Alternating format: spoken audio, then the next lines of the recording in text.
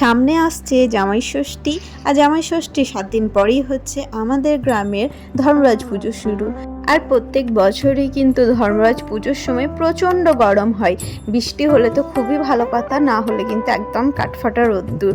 তো যাই হোক, সেই গরমে পরার জন্য বাবানের জন্য প্রত্যেক বছরই কিন্তু এই সময়টা করে নতুন নতুন ড্রেস কেনা হয়। তো আজকে চলে এসেছিলাম এম বাজারে। তো এই মলটায় আমরা প্রথম এলাম। আর আসা মাত্র নিচের সেকশনটা যেহেতু বেবিদের, তো ওখান থেকে বাবানের জন্য একটা ড্রেস তুলে নিয়েছি। তারপরে আরও দেখি যেগুলো পছন্দ হবে নেব। তো তারপরে চলে এলাম একদম 3তলাতে। এখানে কিন্তু ছেলেদের কালেকশন। তো একটা জিনিস যা বুঝলাম, কালেকশন ভালোই, কিন্তু স্টক আছে প্রচুর। আর এখানে জিনিসগুলো কিন্তু পছন্দসই জিনিস, যেটাই দেখছি কিন্তু পছন্দ হচ্ছে।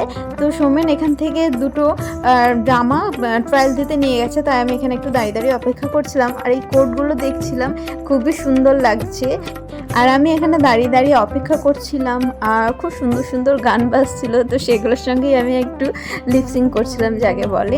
তো সময়টা পার করতে হবে এই আর কি। আর এই যে সোমেন এই ব্ল্যাক শার্টটা ট্রায়াল দিল, দেখো একদম খুব সুন্দরই লাগছে। আর এই সাদা জামাটাও নিয়েছে, তো দুটোই কিন্তু পছন্দ হয়েছে, নিয়েও নিয়েছে।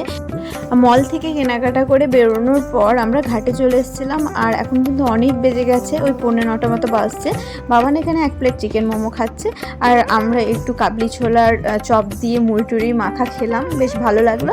আর পাপড়ি চাটও খেয়েছি। এবার কিছু খাবার নিয়ে বাড়ি পথে রওনা দিচ্ছি, কারণ 9:30 প্রায় এখন বাজতে চললো। তো অনেক দোকান, তারপরে শপিং মলগুলো সব বন্ধ হচ্ছে, কারণ 10টার মধ্যে পুরোপুরি ক্লোজ করে দেওয়ার কথা। তো যাই হোক, ভিডিওটা এখানে শেষ করছি। কেমন লাগলো জানিও। সবাই ভালো থেকো, সুস্থ থেকো। রাধে রাধে।